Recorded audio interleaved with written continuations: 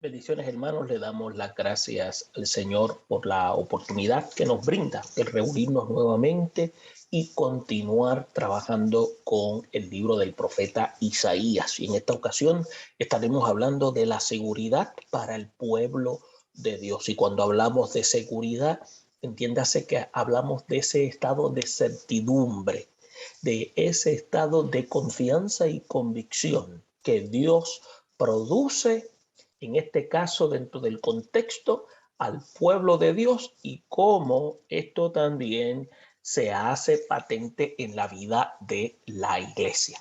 Ahora, el pensamiento central dice: la seguridad de Dios produce confianza, paz en el corazón del creyente. ¿Y a qué se debe? Sencillamente porque Dios es un Dios que cumple sus propósitos. Dios es un Dios que tiene un compromiso con aquellos que han depositado confianza en Él.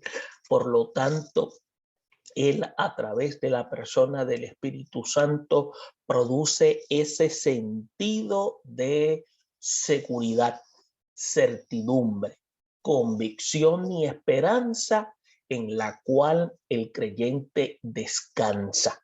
Por lo tanto, es algo que hoy la iglesia postula, y es por eso que en medio de situaciones adversas, Dios nos ha garantizado y pensado en la persona del Espíritu Santo estar con nosotros en medio de situaciones adversas, y también nos ha garantizado que cuida de su remanente fiel. Y otra esperanza que la iglesia también sostiene es que el Dios que la iglesia proclama ha determinado venir a buscarla. Hay muchas de las razones de las que hemos mencionado por la cual en nosotros hay ese estado de seguridad. Y desde el Antiguo Testamento podemos ver cómo Dios, que es un Dios de pactos, ha establecido también esas declaraciones de seguridad y ha sido fiel, porque Dios no incumple. Nosotros incumplimos, pero Dios no incumple. Entonces podemos ver que Él es fiel a su declaración, Él es fiel a su palabra, y Él lleva a cabo lo establecido.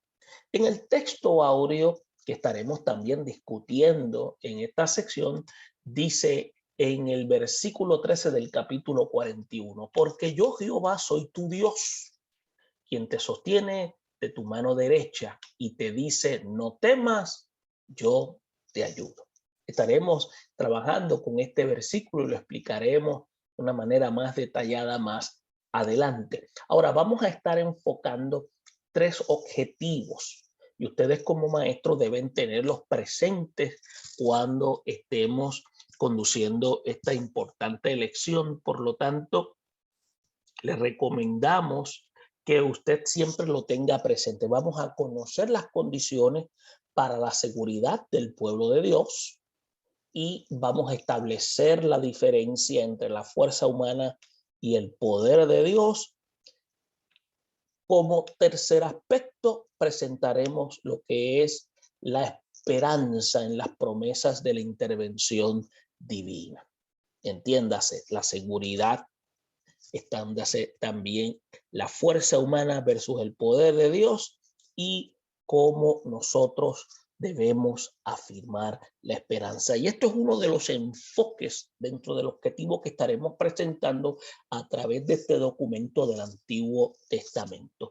Vamos a hacer lectura de los pasajes, y luego del proceso de lectura vamos a entrar al análisis inductivo, y esperamos que el momento que tengamos sea de ayuda para que ustedes puedan tomar sus notas, preparar sus bosquejos, y a la misma vez vayan en la secuencia en la cual usted pueda presentar las ideas de una manera coherente.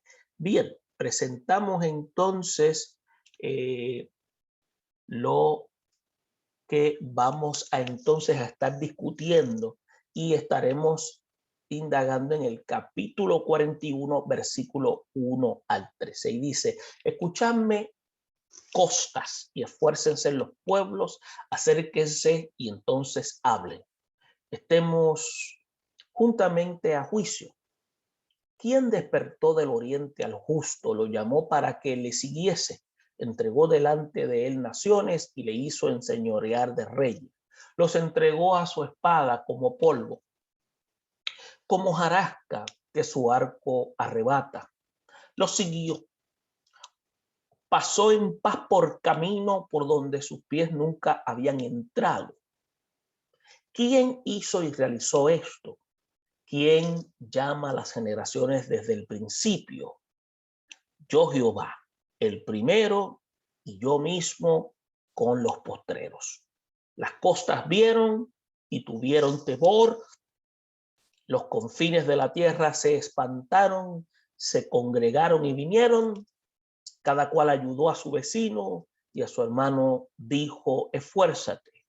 El carpintero animó al platero y el que alisaba con martillo al que batía en el yunque, diciendo: buena está la soldadura, y lo afirmó con clavos para que no se moviese.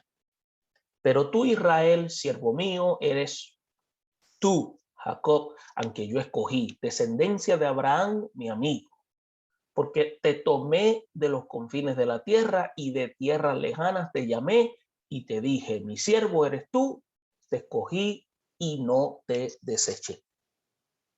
No temas porque yo estoy contigo, no desmayes porque yo soy tu Dios que te esfuerzo. Siempre te ayudaré, siempre te sustentaré con la diestra de mi justicia. He aquí que todos los que se enojan contra ti serán avergonzados y confundidos. Serán como nada y perecerán los que contienden contigo. Buscarás a los que tienen contienda contigo y no los hallarás. Serán como nada y como cosa que no es aquellos que te hacen la guerra, porque yo Jehová soy tu Dios, quien te sostiene tu mano derecha y te dice: no temas, yo te ayudo. Y luego de haber hecho lectura, vamos a tomar en consideración tres aspectos importantes. Vamos a hablar del cuidado de Dios por su pueblo, y esto lo estaremos viendo entre los primeros versículos 1 al 5, donde hay una convocación de parte de Dios a el pueblo para hacer juicio, y también vamos a ver las evidencias del cuidado de Dios por su pueblo. Otro aspecto importante, vamos a ver el refugio inútil de la idolatría. Y esto se encuentra entre los versículos 6 al 9. Y ahí vamos a ver lo que es el esfuerzo inútil para sostener la idolatría, y vamos a ver la diferencia de los hijos de Dios. Entonces, como tercer aspecto, vamos a trabajar con las evidencias de la seguridad de Dios. Y estos se encuentran entre los versículos 10 al 13. Y estaremos enfocados en la afirmación de la seguridad de Dios, como también esas garantías de paz para el pueblo de Dios. Luego de hacer mención de estos aspectos importantes, combinado con los objetivos que mencionamos anteriormente, podemos ver que en este capítulo encontramos un desafío a los idólatras como palabras de consolación para el pueblo de Dios. Y no hay, lo que podríamos decir, ninguna duda que el ánimo del pueblo de Dios se había decaído por causa de los enemigos, se había decaído, había debilidad en ellos para confrontarlos. Entonces, circunstancias difíciles se pueden ver cuando más apreciamos la palabra de estímulo a la fe que necesitamos, y eso es bien característico. Ahora, en la historia de Israel está marcada por lo que se llaman experiencias dolorosas del cautiverio, la opresión y el acoso de los enemigos. Entonces, semejante a ello, podemos entonces ilustrar a la iglesia del Señor, que está llamada a enfrentar diversas pruebas y amenazas contra el enemigo de las almas. Y es prácticamente un viaje de confirmación a la iglesia naciente cuando el apóstol Pablo dijo: es necesario que a través de muchas tribulaciones entremos en el reino de Dios. Entonces, el mismo Señor había advertido a sus discípulos cuando indicó que en el mundo iba a haber aflicción, pero había también indicado de que se llenaran de seguridad, de confianza, porque Él había vencido al mundo. Entonces, la consistencia de nuestra fe, y cuando hablamos de la fe, entiéndase aquí de relación íntima con Dios, tal como la supervivencia de Israel. Debemos entender que a la presencia protectora del Señor es lo que nos hace entonces experimentar estados de seguridad, aun cuando no podemos ignorar la fuerza del adversario. Cuando estamos conscientes de nuestra debilidad, tenemos lo que se llama el consuelo, en la cual Dios se ha de manifestar. Y en las horas de mayor ansiedad y en temor, nosotros podemos entonces afirmar, como también lo hizo el salmista cuando decía: en paz me acostaré, asimismo dormiré, porque solo tú, Jehová, me haces vivir confiado. Entonces, cuando afirmamos de esta manera, tenemos que entender que nunca seremos presa del temor y de las trampas de Satanás. Escuche bien, una cosa es experimentar temor y otra cosa es ser controlados por el temor. Entonces, en momentos cuando el mundo es sacudido por la violencia, por el terrorismo, por las pandemias o epidemias, nosotros como creyentes tenemos que, escuche bien, armarnos de pensamientos de seguridad que ya el Dios del cielo declaró en su palabra, a fin de no ser lo que se llaman arrastrados por la histeria colectiva. Es por eso que cuando analizamos los primeros versículos del 1 al 5, vamos a encontrar, por ejemplo, cuando habla de costas, que se está refiriendo a Filistea y Fenicia en ese momento, que son llamadas como testigos de lo que Dios va a hacer. Y también hay un interrogante cuando dice: ¿quién despertó del oriente a lo justo? Y esto es una referencia al rey Ciro, que fue triunfante conquistador de Persia, quien decretaría lo que se llama la liberación del cautiverio. Entonces vemos también otra expresión que es paso en paz por camino. Ahora, ¿qué es lo que esto significa? Es una referencia a la diplomacia como instrumento para evitar tener que ir a las acciones militares. Por eso es cuando usted lee el versículo 1 que dice: escuchadme costas y esfuércese en los pueblos, acérquese y entonces hablen, estemos juntamente en juicio.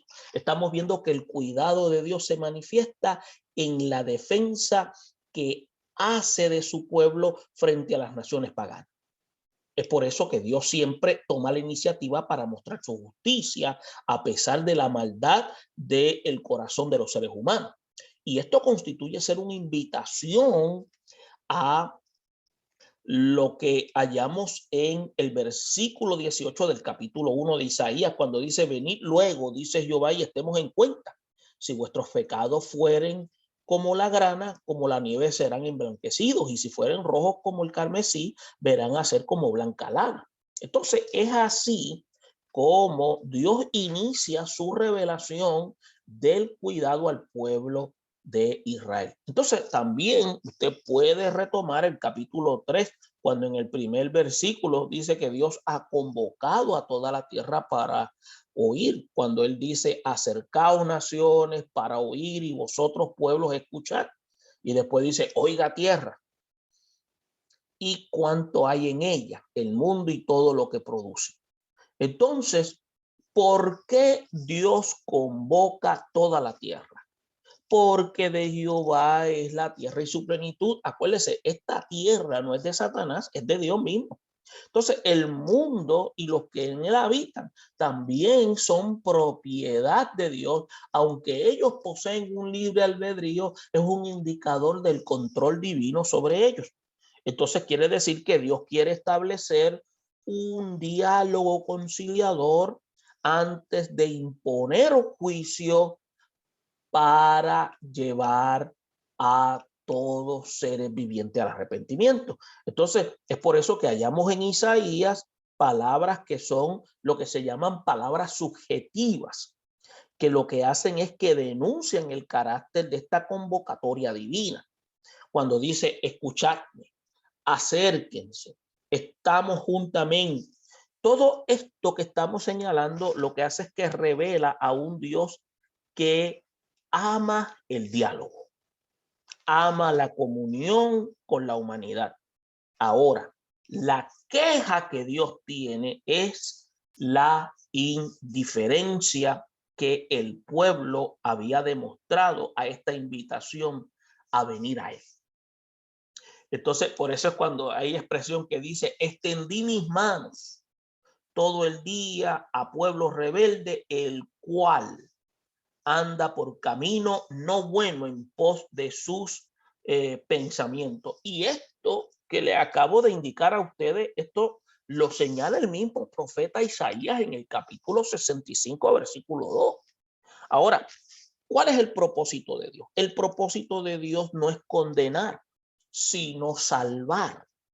Y primeramente, dirimiendo la distancia que separa a los pueblos de su presencia. Por eso es que en Isaías 43, versículo 26 dice, habla tú para justificarte. Entonces, así como Dios trata de quebrantar las barreras del discernimiento y promover la comunión rota por el pecado, vemos aquí que esto es algo que no es nuevo, porque desde el Edén hasta el Calvario, Dios es el que siempre toma iniciativa para un acercamiento y para buscar restauración, comunión, seguridad espiritual en la vida del hombre. Entonces, ¿qué es lo que sucede? El distanciamiento es lo que trae la consecuencia de esa inseguridad, vulnerabilidad, que solo lo que hace es que es reemplazo de la presencia del Señor. Ahora, entre los versículos 2 y 5 dice, ¿quién despertó del oriente a lo justo? Dice, lo llamó para que se le siguiese, entregó delante de él naciones y le hizo enseñorear a los reyes, los entregó a su espada como polvo, como hojarasca que su arco arrebata. Lo siguió paso en paz por camino por donde sus pies nunca habían entrado. ¿Y quién hizo y realizó esto? Después dice, ¿quién llama a las generaciones desde el principio? Y viene y contesta, yo Jehová, el primero, y yo mismo con los postreros. Y en el 5 cierra, las costas vieron y tuvieron temor, los confines de la tierra se espantaron, se congregaron y vinieron. Entonces, en ocasiones nosotros vemos los reyes paganos que sirvieron para castigar, sirvieron de herramienta de juicio para el pueblo de Israel. Ahora vemos cómo Dios usa al rey Ciro para salvar a su pueblo escogido, recordándoles que fue él quien levantó a este guerrero de conquista para convertirlo en lo que se llama en un instrumento de liberación para ellos, mediante una acción diplomática. Entonces, esto es lo que significa cuando utiliza la expresión sus pies se pasaron en caminos que nunca habían entrado. Entonces vemos que el Señor humilló a los poderosos para que las puertas de la libertad se abriesen para el pueblo de Israel. Es por eso que las manifestaciones del poder de Dios, ¿qué es lo que producen? Temor en las naciones paganas, tal como él había prometido al pueblo de Israel. Y una reacción de temor se apodera de las naciones para dar seguridad al pueblo de que Dios está al tanto y al cuidado de ellos. Entonces, en otras palabras, es como si él dijera, yo comenzaré a poner temor y tu espanto sobre los pueblos debajo de todo el cielo, los cuales oirán tu fama y temblarán y se angustiarán delante de ti. Y esta expresión lo que hace es que añade el Señor y dice que nadie se sostendrá delante de vosotros. Miedo y temor de vosotros pondrá Jehová vuestro Dios sobre toda la tierra que pisares, como él os ha dicho. Y esto aparece en el libro de Deuteronomio. Entonces, lo interesante es que hallamos lo que podríamos decir una afirmación que incluye a nosotros los que hemos creído en Dios como heredero de las promesas que Él tiene para los que en Él confían. Es por eso que el mismo Señor declara que Él estará también con los postreros. Entonces, nuestra seguridad está garantizada por el mismo Dios que protegió a Israel. Entonces, la dignidad, la consideración que podemos recibir constituye ser lo que indicamos como el fruto de su intervención a nuestro favor. Entonces, aún nuestros enemigos no van a poder negar la manifestación del Espíritu Santo en nuestras vidas. Ahora, en el caso del mártir Esteban, para traer un ejemplo, vemos que la seguridad de Dios no siempre se manifiesta en defensa de nuestra vida física, sino más bien en defensa de nuestras almas. Y esto es algo que tenemos que tener bien claro. Aún en circunstancias difíciles, lo que no podrán negar nuestros enemigos es el testimonio de nuestra fe. Entonces, todos los que estaban sentados en el concilio, como pasó en la historia de Esteban en Hechos 6, versículo 15, al fijar los ojos en él, vieron, dice que el rostro como del rostro de un ángel. Y esto es interesante porque vemos que aunque lastimen la parte física, el hombre interior no lo pueden dañar. Entonces, expresiones que encontramos en los versículos 6 al 9, que habla de lo que nosotros habíamos señalado anteriormente del refugio útil de la idolatría, hay una serie de aspectos importantes. Permítanme leerles aquí cuando dice, cada cual ayudó a su vecino y a su hermano dijo, esfuérzate. El carpintero animó al platero y el que alisaba con martillo al que batía el yunque, diciendo, buena está la soldadura, y la firmó con clavos para que no se moviese. Entonces dice, pero tú Israel, siervo mío eres, tú Jacob, a quien yo escogí, descendencia de Abraham, mi amigo. Y cierra con el 9 cuando dice, porque te tomé de los confines de la tierra y de tierras lejanas te llamé y te dije, mi siervo eres tú, te escogí y no te deseché. Expresiones como las costas, que son prácticamente aquí una representación de ciudades paganas, hasta donde va a llegar la noticia de lo que Dios estaba haciendo. Esto es algo que debemos entender porque entonces estos paganos recurrieron a sus dioses sin ningún éxito alguno.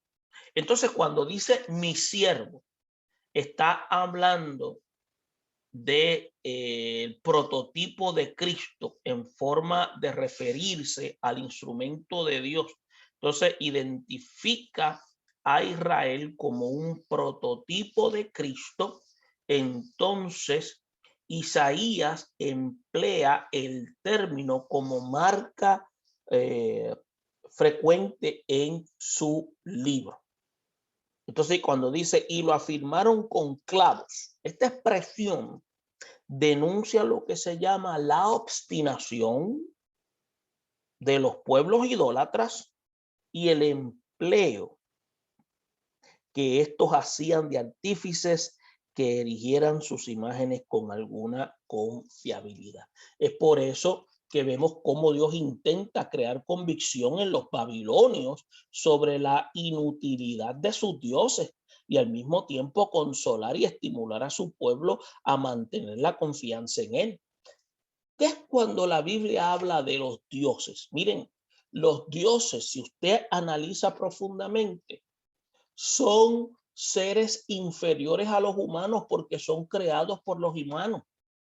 Por eso es cuando habla que tienen ojos y no ven, tienen oídos y no escuchan, tienen pies y no caminan, están hablando de que son prácticamente utensilios inservibles. El problema está que el que los crea pierde su razón para entrar a una actitud irracional y darle a una autoridad que ese objeto no posee. Ahí es donde está la idolatría. Entonces, cuando dice, cuando las naciones paganas se enteraron de lo que Dios estaba haciendo por el pueblo de Israel, entonces, ¿qué se produjo? Se produjo una conmoción entre ellos. Entonces el temor los inspiró a buscar refugio en sus dioses y comenzó un movimiento para afirmar el culto a sus divinidades.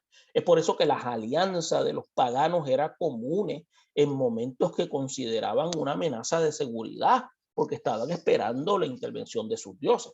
Entonces, cuando oyeron estas cosas, todos los reyes que estaban a este lado del Jordán, así como en las montañas, como también estaban en los llanos y como estaban en las costas del Mar Grande, delante del Líbano, como entiéndase los eteos, los amorreos, los cananeos, los fereceos, los heveos, jebuseos.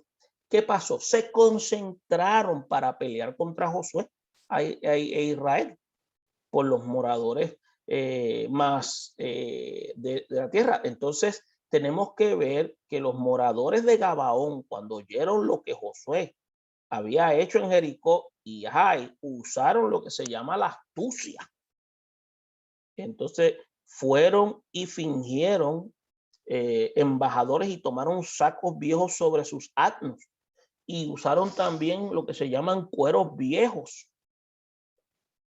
de vino y rotos y remendados y zapatos viejos y recocidos con sus pies, con sus vestidos viejos sobre sí y todo el pan que traían para ellos era algo seco y era algo que estaba mohoso. Esto que le estamos mencionando es algo que está en el libro de Josué en el capítulo 9 del 1 al 5. Entonces, esto es lo que ocurre cuando se manifiesta el poder de Dios. Las fuerzas del mal se unen para resistirlas, pero no van a poder.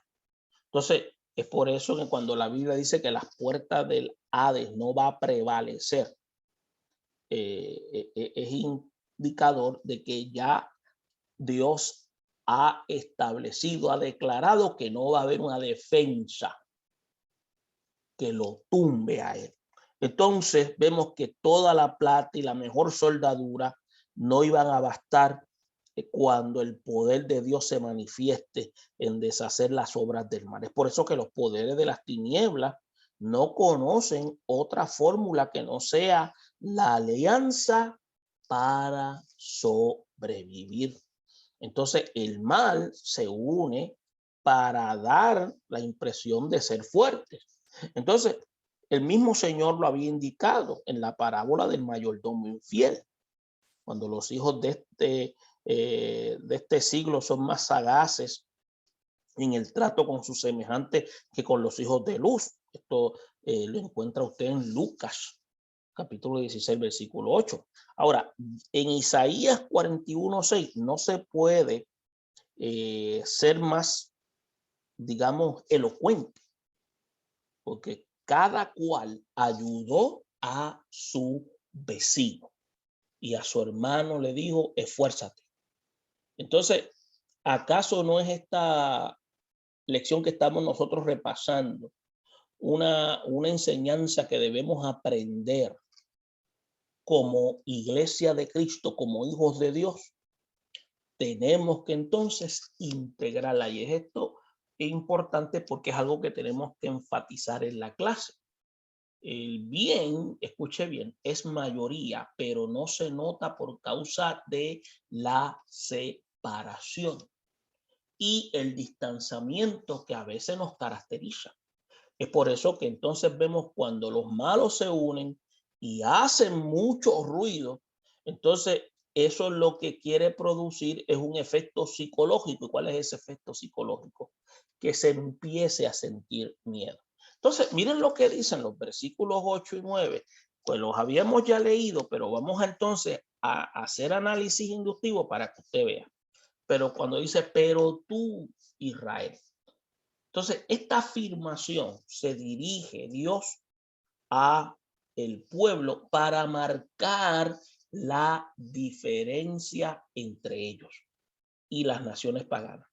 Entonces, Dios les recuerda que son escogidos, siervos de Dios, y es una diferencia que no deben olvidar. Y en este mensaje del profeta es algo que debe ser impregnado. Otro aspecto también se ve a través del profeta Jeremías, porque las costumbres de los pueblos son vanidad, porque el leño del bosque cortaron, obra de mano artífice con buril, con plata y oro adoraban, con clavos y martillos lo afirman, para que no se muevan. Derecho están como palmeras y no hablan, son llevados porque no pueden andar. No tengáis temor de ellos, porque ni pueden hacer mal, ni para hacer bien tienen poder. Entonces no hay semejante a ti, oh Jehová. Grande eres tú y grande tu nombre en poderío. Y esto son palabras del profeta Jeremías en el capítulo 10, versículos 3 y 6. Ahora, de esta misma manera, la iglesia de Cristo tiene que mantener la diferencia ante el mundo que vive separado de Dios. Entonces, cuando dice, mas vosotros sois linaje escogido, real sacerdocio, nación santa, pueblo adquirido por Dios, para que anunciéis las virtudes de aquel que os llamó de las tinieblas a la luz admirable. Entonces, esta es la oración que tenemos que nosotros tener integrada en nuestra vida. Entonces, otro aspecto se ve cuando la oración del mismo Señor por los suyos, cuando dijo, no ruego que los quites del mundo, sino que los guardes del mal. Entonces, no son del mundo, como tampoco yo soy del mundo. Entonces, y para que logremos este objetivo, escuche bien, el mismo Señor, ¿qué es lo que hace? Aseguró que estaría con nosotros todos los días hasta el fin. En otras palabras, yo me voy a dispensar en la persona del Espíritu Santo y los revestiré de autoridad y poder. Y esto es lo que hace la gran diferencia entre nosotros y el mundo que nos rodea en nuestro entorno. Entonces, la seguridad de nuestra fe y esperanza es protegida por la presencia del Espíritu Santo en nuestras vidas. Ahora, los versículos 10 y 13 leemos aquí, dice, no temas porque yo estoy contigo, no desmayes porque yo soy tu Dios que te esfuerzo, siempre te ayudaré, siempre te sustentaré con la diestra de mi justicia. He aquí que todos los que se enojan contra ti serán avergonzados y confundidos, serán como nada y perecerán los que contienden contigo. Buscarás a los que tienden contienda contigo y no los hallarás. Serán como nada y como cosa que no es. Aquellos que te hacen la guerra, porque yo, Jehová, soy tu Dios, quien te sostiene de tu mano derecha y te dice, no temas, yo te ayudo. La expresión no temas, estas dos palabras clave son repetidas en el versículo 10 y son repetidas, escuche bien, maestro, en el versículo 13. Y el propósito que tienen es afirmar la esperanza segura del pueblo de Dios. Es por eso que una mirada hacia el porvenir y la promesa total de liberación de sus enemigos. Acuérdese que Dios siempre ha sido enfático. Entonces vemos aquí entre los versículos 10 y 11 una exhortación para renunciar al miedo y entrar a la afirmación de lo que Dios ha dicho al pueblo. Entonces, ¿qué dice? Hay una garantía de presencia divina cuando dice yo estoy contigo, y aquí se reitera la palabra dada siglos antes, porque ¿qué nación grande hay que tenga a dioses tan cercanos a ellos como lo está Jehová nuestro Dios? En todo cuanto le pedimos. Y esto está dicho en Deuteronomio. Ahora, saber que Dios está presente es suficiente como para descansar de manera reposada. Entonces, este sentido de conciencia, de seguridad, tiene que haber inspirado al apóstol Pablo también decir, ¿qué pues diremos de esto? Si Dios es por nosotros, ¿quién contra nosotros? Una consecuencia está de esta expresión, la presencia de que nuestra fortaleza está arraigada en la seguridad que tenemos en Dios. Entonces, esto nos lleva a otro punto, cuando dice, yo soy tu Dios que te esfuerzo. Y esta es una transfusión de fuerza para reponer nuestra debilidad. Es por eso que también tenemos que ver que hay una garantía de nuestra ayuda y sostén. Y cuando dice siempre te ayudaré, siempre te sustentaré, no simplemente serán suplidas las necesidades, sino también serán añadidas la energía para emprender nuevos esfuerzos. Entonces, con afirmaciones como esta, no es posible vivir en un estado de intimidación. Es por eso que los enemigos no dejarán de merodear procurando debilitar nuestra confianza, porque lo que Dios ha declarado es algo que se va a cumplir en la vida de aquellos que viven proclamando su nombre y reconocen que Él es el que dirige sus vidas. Entonces, esta afirmación de seguridad es para que nosotros sigamos avanzando, para que en medio de los caminos de sombra podamos ir en seguridad. Aunque, como dijera el apóstol, no ignoramos las maquinaciones del adversario. Entonces, nuestra marcha no se detiene porque delante de nosotros está el Señor y Dios, escuche bien, está al cuidado. Por eso es que vemos aquí cómo Dios le aseguró a Israel que le daría demostraciones de su poder, haciendo justicia ante los enemigos. Si como el pueblo de Dios nosotros aprendemos a confiar en esta declaración de verdad, no dejaremos avanzar a los vientos de amenaza que soplen en nuestra contra. Ahora, los versículos 12 y 13. Buscará a los que tienen contienda contigo y no los hallarás. Serás como nada y como cosa que no es aquellos que te hacen guerra, porque yo, Jehová, tu Dios, quien te sostiene de tu mano derecha y te dice, no temas, yo te ayudo. Conociendo la naturaleza débil de Israel, y entiéndase Dios conociendo su naturaleza, Dios le ha prometido no solo defenderlos y estar con ellos sin hacer desaparecer del escenario la presencia de sus enemigos. Ahora, tenemos que hallar una afirmación semejante a esta expresión. Los pueblos eran pueblos bien amenazantes. Cuando dice que los pueblos harán estrépito como de ruido de muchas aguas. Pero fíjese, ¿qué hace Dios? Dios los va a reprender y van a huir, y van a huir lejos y serán ahuyentados como el tamo de los montes delante del viento y como el polvo delante del torbellino.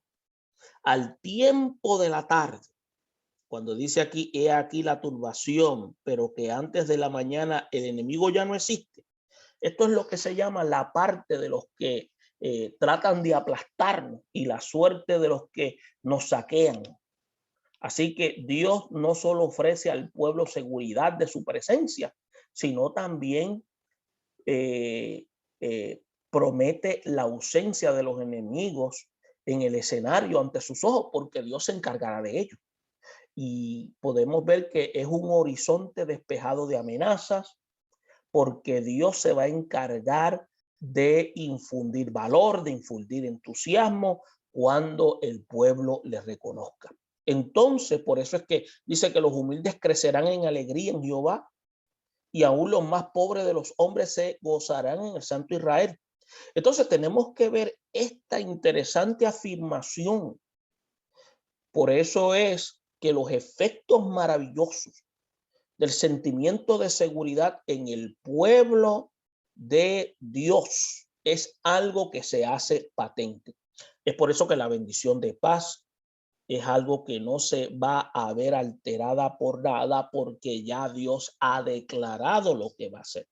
Y vamos a ver que cuando se dirijan hacia vosotros, vamos a ver que Dios se encargará de obrar para nuestro favor. Ahora, el Dios que nosotros proclamamos es el Dios de la iglesia. Es por eso que no podemos temer, ni podemos estar en un estado de inseguridad, porque Dios ha garantizado estar con nosotros. Ahora, ¿qué queremos enfatizar en esta clase? Hablar de seguridad en el mundo amenazado por el terrorismo, la violencia doméstica, los brotes constantes de inestabilidad política, son temas que son de carácter inevitable. La sociedad humana adolece de sentido de seguridad por todas partes. Ahora, para nosotros la iglesia no puede ser motivo de espanto.